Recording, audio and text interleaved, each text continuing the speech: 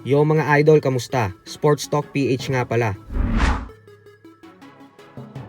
Ang pahayag ni Casimero, pag-usapan natin yan mga idol. Ngunit bago ang lahat ay huwag kakalimutang mag-subscribe at i-click ang notification bell button for more sports talk.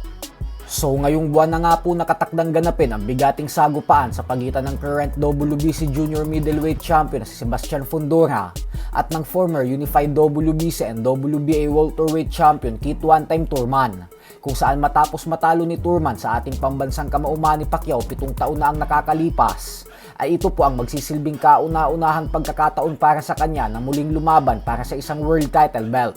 Kaya ito na po ang oportunidad niyang makabalik sa tuktok ng boxing.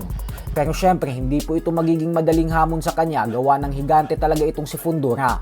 Kaya dito natin makikita kung anong game plan ang gagawin ni Thurman upang mahanapan niya ng solusyon ang height and reach advantage ng higanteng kampiyon sa March 28. At kahapon nga lamang po ay habang puspusan ng paghahanda ni Fundora, ay natanong ito kung sino para sa kanya ang Mount Rushmore ng boxing o yung top 4 best boxer sa buong kasaysayan ng boxing. At dito nga po ay sumagot si Fundora na si Manny Pacquiao, Floyd Mayweather Jr., Muhammad Ali at Mike Tyson. Madaming fans naman ang natuwa sa listahan na ito ni Fundora. Habang may mga nagsasabi naman na dapat umano ay wala si Mike Tyson kasi isa raw si Tyson sa pinaka-overrated na boksingero sa kasaysayan at sadyang grabe lang daw talaga ang kasikatan at karisma nito sa mga tao. Pero kung susuriin umano ng mabuti ang karera nito ay halos natalo daw ito sa lahat ng mga mega showdown kontra sa mga dekalibring fighters.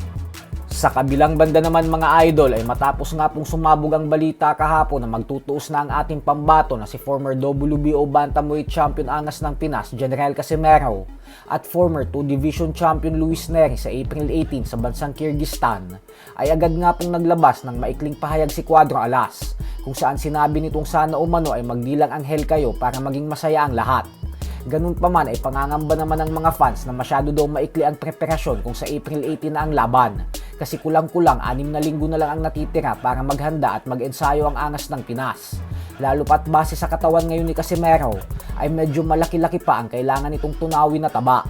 Basta sana lang talaga ay makuha ang tamang timbang sa official and final weigh-in nang sa ganun ay hindi na magkaroon ng aberya sa laban.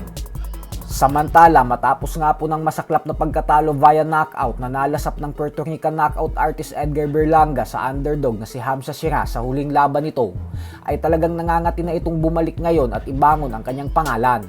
At ang tinatarget ni Berlanga na labanan ngayon ay walang iba kundi ang British boxing superstar na si Chris Eubank Jr. Ayon kay Berlanga ay handa daw siyang dumayo ng London, England para labanan si Eubank at patulugin ito sa sariling baluarte nito.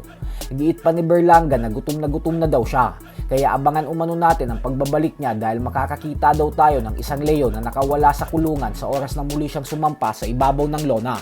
So hanggang dito na lang po muna tayo mga idol.